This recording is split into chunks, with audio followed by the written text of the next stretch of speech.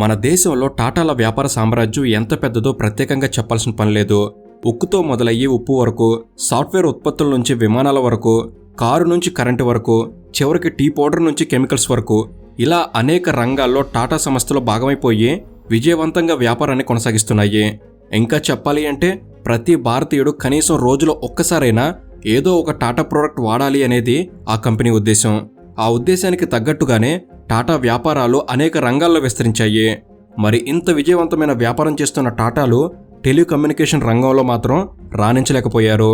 Telecommunication రంగంలో కూడా ఎదగాలి అని టాటా డొకోమో అనే కంపెనీని స్థాపించి ఎక్కువ కాలం నిలబడలేకపోయారు. 2009లో మొదలైన టాటా డొకోమో ప్రస్థానం 2019తో అంటే కేవలం 10 సంవత్సరాలకే పూర్తిగా ఆగిపోయింది. దాంతో టెలికమ్యూనికేషన్ రంగంలో మాత్రం టాటా అనుకున్నంత విజయం సాధించలేకపోయింది. కాబట్టి అసలు టాటా డొకోమో ప్రస్థానం ఎలా మొదలైంది? టాటా ఇండికామ్గా ఉన్న కంపెనీ టాటా డొకోమోగా ఎందుకు మారింది? టాటా డొకోమో కంపెనీ విషయంలో జరిగిన గొడవలేంటి? కోర్టు చివరికి ఏం తీర్పిచ్చింది? అసలు టాటా డొకోమో పతనం వెనుక ఉన్న కారణాలేంటి? చివరికి ఎలా ముగిసిపోయింది అనే ఈ విషయాల గురించి స్పష్టంగా మీకు తెలియజేస్తాను. వీడియో అనేది చాలా ఇన్ఫర్మేటివ్గా ఉంటుంది, ఎండ్ వరకు మిస్ కాకండి. అండ్ మీ అందరికి ఒక ప్రశ్న, మీరు యూజ్ చేసిన మొదటి నెట్వర్క్ ఏమిటి? అలాగే మీరు అప్పట్లో ఎక్కువగా ఏ రీఛార్జ్ చేయించేవారు? తప్పకుండా మీ అనుభవాన్ని కామెంట్ చేయండి. అండ్ ఇలాంటి మరిన్ని ఇన్ఫర్మేటివ్ వీడియోస్ని మీ కొరకు తెచ్చేందుకు మీ సపోర్ట్గా ఈ వీడియోకి జస్ట్ లైక్ చేయండి చాలు. సో ఇక లేట్ చేయకుండా let's get into the video.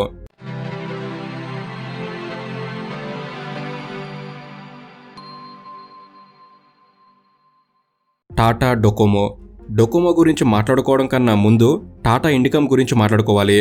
ఎందుకంటే టాటా డొకోమో అనేది టాటా ఇండికామ్గా మొదలైన సంస్థ.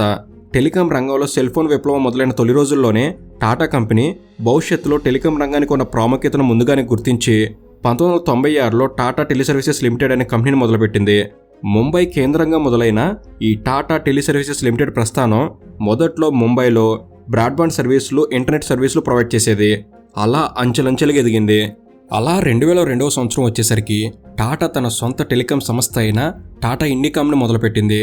మొదలైన కొన్ని రోజుల్లోనే చాలామంది వినియోగదారులను సొంతం చేసుకుంది. టెలికాం రంగంలో అప్పట్లో అతిపెద్ద కాంపిటేటర్లుగా ఉన్న ఎయిర్టెల్, ఐడియా లాంటి సంస్థలకు కూడా సాధ్యం కాని గ్రోత్ రేట్తో దూసుకుపోయింది. 2004లో టెలికాం రంగంలో 3.5% ఉన్న టాటా ఇండికామ్ వాటా 2007 కల్లా 9.7%కి పెరిగింది.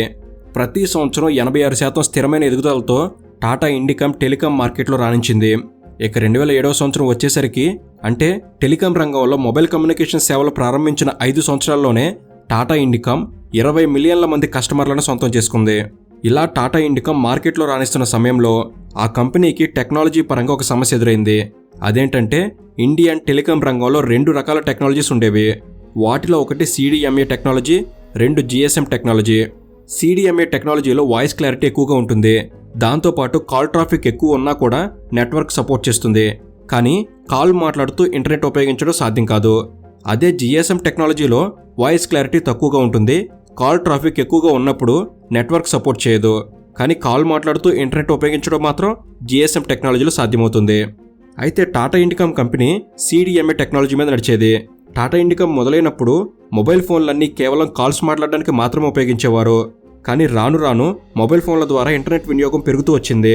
దాంతో GSM టెక్నాలజీకి డిమాండ్ ఏర్పడింది. 2007 కల్లా చాలా టెలికాం కంపెనీలు GSM టెక్నాలజీకి మారడం మొదలుపెట్టాయి. దాంతో 20 మిలియన్ల మంది కస్టమర్లు ఉన్న కంపెనీ కావడంతో టాటా ఇండికామ్ కూడా GSM టెక్నాలజీకి మారాల్సిన తప్పనిసరి పరిస్థితి ఏర్పడింది. దాంతో టాటా ఇండికామ్ GSM టెక్నాలజీ కోసం అన్వేషించడం మొదలుపెట్టింది. సరిగ్గా అదే సమయంలో జపాన్కి చెందిన టెలికాం కంపెనీ NTT డొకోమో అనే సంస్థ వారి వద్ద ఉన్న GSM టెక్నాలజీని టాటా ఇండికామ్కి అందించేందుకు ముందుకొచ్చింది. దానికి గాను NTT డొకోమో టాటా ఇండికామ్లో భాగస్వామిగా ఉండేందుకు అంగీకరించింది. ఈ ఒప్పందం ప్రకారం టాటా ఇండికామ్లో NTT డొకోమో GSM టెక్నాలజీని అభివృద్ధి చేస్తుంది. దానికి గాను టాటా ఇండికామ్లో 26.5% వాటాని NTT డొకోమోకి ఇవ్వాల్సి ఉంటుంది. ఇలాంటి పరస్పర అంగీకారాలతో పాటు మరికొన్ని ముఖ్యమైన షరతుల మీద టాటా ఇండికామ్, NTT డొకోమో మధ్య 2008లో ఈ ఒప్పందం జరిగింది. దాంతో టాటా ఇండికామ్ మరియు NTT డొకోమో రెండూ కలిసి 2009 నుంచి టాటా డొకోమోగా అవతరించాయి. అలా 2009లో టాటా ఇండికామ్ కాస్త టాటా డొకోమోగా మారింది. ఇక టాటా డొకోమోగా మారిన తర్వాత ఆ కంపెనీ తీసుకున్న నిర్ణయం మిగతా టెలికాం కంపెనీలకు షాక్ ఇచ్చేలా చేసింది. అదేంటంటే అప్పట్లో ఫోన్ మాట్లాడితే నిమిషానికి ₹1 ఖర్చు అయ్యేది. ఒక్క సెకండ్ మాట్లాడినా 10 సెకండ్లు మాట్లాడినా ఇలా 1 నిమిషం లోపు ఎన్ని సెకండ్లు మాట్లాడినా కూడా కంపెనీలు రూపాయి కట్ చేసేవి. ఇక 1 నిమిషానికి మించి మరో సెకండ్ మాట్లాడితే ₹2 కట్ అయ్యేవి. దాంతో టాటా డొకోమో అన్ని కంపెనీల కన్నా భిన్నంగా ఆలోచించి 1 పైసా పర్ సెకండ్ అనే ప్లాన్ తీసుకొచ్చింది. దాంతో కస్టమర్లు ఎన్ని సెకండ్లు మాట్లాడితే అన్ని పైసలు మాత్రమే కట్ అయ్యేవి. దాంతో నిమిషానికి ₹1 ఖర్చు కాస్త నిమిషానికి కేవలం 60 పైసలకు వచ్చేసింది. దాంతోపాటు ఎన్టీటీ డొకోమో అందించిన GSM టెక్నాలజీ వల్ల ఇంటర్నెట్ ఉపయోగించే వారికి కూడా మంచి స్పీడ్తో ఇంటర్నెట్ లభించేది. దాంతో వేరే కంపెనీల కస్టమర్లు మరియు కొత్త కస్టమర్లు సైతం టాటా డొకోమోకు మారడం మొదలైంది. అలా టాటా డొకోమో అన్ని పెద్ద టెలికాం కంపెనీలకు పోటీ ఇచ్చే స్థాయికి వచ్చేసింది. నిజానికి టాటా డొకోమో తీసుకున్న ఈ నిర్ణయాలు కంపెనీ మీద చాలా ప్రభావం చూపించాయి. కంపెనీకి కస్టమర్లు అయితే పెరిగారు, కానీ లాభాలు మాత్రం పెరగలేదు. కస్టమర్లు పెరిగిన తర్వాత లాభాలు వస్తాయనే ఉద్దేశంతో కంపెనీ నష్టాలను భరిస్తూ అలానే కొనసాగించింది. అయితే అప్పట్లో టెలికాం మార్కెట్లో టాటా డొకోమోకు పోటీగా చాలా కంపెనీలు ఉండేవి. Airtel, idea, Aircel, Vodafone, BSNL ఇలా మొత్తం 8 రకాల కంపెనీలు ఉండేవి. ఈ కంపెనీల నుండి వస్తున్న పోటీని తట్టుకోవడానికి టాటా డొకోమో ఒకవైపు నష్టాలను భరిస్తూనే సర్వీసులు నడిపించింది. కానీ కంపెనీలో నష్టాలు వస్తున్నాయన్న విషయం ఎవరికీ అర్థం కాలేదు. కేవలం టాటా డొకోమోకు పెరుగుతున్న కస్టమర్ల బేస్ మాత్రమే అందరికీ కనిపించింది. వీటికి తోడు టాటా డొకోమోలో పై స్థాయి ఉద్యోగుల్లో మనస్పర్ధలు కూడా కంపెనీ నష్టాలను మరింత పెంచాయి. టాటా ఇండికామ్తో వ్యాపారం చేస్తే లాభాలు వస్తాయని ఇండియన్ టెలికాం మార్కెట్లోకి వచ్చిన ఎన్టీటీ డొకోమో ప్లాన్ మొత్తం అడ్డం తిరిగింది. అనుకున్నంత లాభాలు మాత్రం రాలేదు. దాంతో 2014లో ఎన్టీటీ డొకోమో మరియు టాటా టెలికాం సర్వీసెస్ లిమిటెడ్కు మధ్య విభేదాలు మొదలయ్యాయి. దాంతో టాటా డొకోమో పతనం ఎక్కడి నుంచో మొదలైంది. ఈ విభేదాల వల్ల ఎన్టీటీ డొకోమో టాటాతో ఒప్పందం రద్దు చేసుకుంటున్నట్లు ప్రకటించింది. అయితే ఎన్టీటీ డొకోమో టాటా నుంచి బయటికి వెళ్ళాలి అంటే ఎన్టీటీ డొకోమోకు టాటా టెలిసర్వీసెస్లో ఉన్న 26% వాటా విక్రయించాలి. అయితే 2009లో ఎన్టీటీ డొకోమోకు టాటా టెలిసర్వీసెస్కి మధ్య ఒప్పందం జరిగినప్పుడు ఒక ముఖ్యమైన షరతు ఆ ఒప్పందంలో ఉంది. దాని ప్రకారం ఒప్పందం జరిగిన 5 సంవత్సరాల్లో ఎన్టీటీ డొకోమో తన వాటాను విక్రయించాలి అంటే కేవలం టాటాకు లేదా టాటాకు నచ్చిన వారికి మాత్రమే తన 26.5% వాటా విక్రయించాలి. అంటే టాటా డొకోమోలో ఎన్టీటీ డొకోమోకు చెందిన 26.5% వాటా కొనాలి అంటే టాటా ఎన్టీటీ డొకోమోకు $1.2 బిలియన్ చెల్లించాలి. అయితే టాటా గ్రూప్కి $1.2 బిలియన్ చెల్లించడం అంత కష్టమైన విషయం కాదు. కానీ ఎన్టీటీ డొకోమో అనేది ఒక విదేశీ సంస్థ. సాధారణంగా మన దేశంలో విదేశీ సంస్థలతో జరిపే లావాదేవీలను నియంత్రించడానికి 1999లో మన దేశం ఫెమా అనే ఒక చట్టాన్ని చేసింది. ఫెమా అంటే ఫారెన్ ఎక్స్చేంజ్ మేనేజ్మెంట్ యాక్ట్. ఈ యాక్ట్ ప్రకారం విదేశీ సంస్థల మధ్య జరిగే లావాదేవీలు పూర్తిగా ప్రభుత్వ నిబంధనలకు లోబడే జరగాలి. అలా జరగాలి అంటే ఎన్టీటీ డొకోమో ముందే నిర్ణయించిన $1.2 బిలియన్ టాటా ఇవ్వడం కుదరదు. ఒకవేళ టాటా ఎన్టీటీ డొకోమోకు $1.2 బిలియన్ చెల్లిస్తే ఈ ఫెమా నిబంధనలు ఉల్లంఘించినట్లు అవుతుంది. అదే జరిగితే మొత్తం టాటా కంపెనీ చట్టపరమైన ఇబ్బందులు ఎదుర్కోవాల్సి వస్తుంది.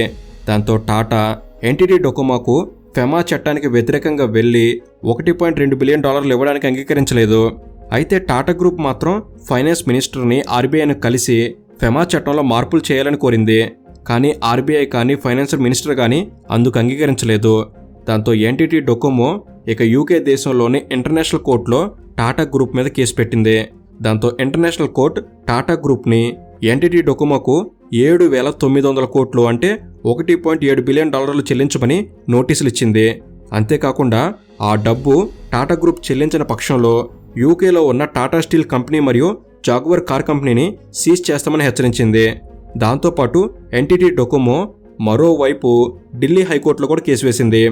ఇక టాటా గ్రూప్ కోర్టులో మేము ఎన్టీటీ డొకోమో అడిగిన $1.2 బిలియన్ ఇచ్చేందుకు సిద్ధంగానే ఉన్నాము, కానీ ఫెమా యాక్ట్లో నిబంధనల్లో అందుకు అంగీకరించడం లేదు అని వివరణ ఇచ్చారు. దాంతో ఢిల్లీ హైకోర్టు RBIకు మరియు ఫైనాన్స్ మినిస్టర్కి నోటీసులు పంపించింది. అలా దాదాపు 3 సంవత్సరాల పాటు ఎన్టీటీ డొకోమోకు మరియు టాటా గ్రూప్కి మధ్య వివాదం నడిచింది. ఇక ఫైనల్గా టాటా గ్రూప్ మరియు ఎన్టీటీ డొకోమో రెండూ కలిసి చర్చించుకొని సమస్యను పరిష్కరించుకోవడానికి అంగీకరించాయి.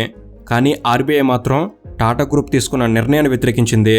దాంతో టాటా గ్రూప్ చేసేదేం లేక RBIకి ఫెమా నిబంధనలకు వ్యతిరేకంగా కోర్టులో కేసు వేసి ఢిల్లీ కోర్టు ఆదేశాల ప్రకారం 2017లో ఎన్టీటీ డొకోమోకు $1.2 బిలియన్ డబ్బు చెల్లించింది. దాంతో 2017 ఫిబ్రవరి నుంచి టాటా డొకోమో మొత్తం తిరిగి టాటా గ్రూప్ సొంతం అయ్యింది. ఇక టాటా గ్రూప్ టాటా డొకోమోను విజయవంతంగా నడుపుతుందని అందరూ భావించారు. దానికి తగ్గట్టుగానే టాటా గ్రూప్ కూడా టాటా డొకోమోను అభివృద్ధి చేయడానికి కావాల్సిన ప్రణాళికలు సిద్ధం చేసింది. టాటా డొకోమో కస్టమర్లకు 3Gని అందించడం, బ్రాడ్బ్యాండ్ యూజర్లకు హై స్పీడ్ ఇంటర్నెట్ సౌకర్యం కల్పించడం లాంటి ప్రణాళికలు సిద్ధం చేసింది. కానీ టెలికాం మార్కెట్లో 2017లో జియో అనే ఒక సంచలనం ప్రవేశించింది. జియో రాకతో మొత్తం టెలికాం రంగం అంతా ఒక్కసారిగా ఊహించని షాక్కి గురైంది. అప్పటి వరకు 1GB డేటా వాడడం అనేది చాలా పెద్ద విషయం. కానీ జియో రాకతో కస్టమర్లకు రోజుకు 1GB డేటాను వాడడం మొదలుపెట్టారు. టెలికాం చరిత్రలో ఎవ్వరూ ఇవ్వని విధంగా జియో ఆఫర్లు ప్రకటించింది. ఉచితంగా కాలింగ్, బ్రౌజింగ్ సదుపాయాన్ని కల్పించింది. దాంతో కస్టమర్లందరూ జియో వైపు క్యూ కట్టారు. అలా అప్పటి వరకు ఉన్న కంపెనీలకు కొత్త కస్టమర్లు పెరగకపోగా ఉన్న కస్టమర్లు కూడా జియో వైపు వెళ్లారు. దాంతో టాటా డొకోమో కూడా అన్ని టెలికాం సంస్థలలాగానే ఒడిదుడుకులు ఎదుర్కొంది. అయినప్పటికీ టాటా డొకోమో కొన్ని సంవత్సరాల పాటు ప్రతి సంవత్సరం 3,300 కోట్ల రుణభారాన్ని మోస్తూ వ్యాపారం చేసింది. దాంతో 2017 సంవత్సరం కల్లా టాటా డొకోమో దాదాపు 40,000 కోట్ల రూపాయల అప్పుల్లోకి వెళ్ళిపోయింది.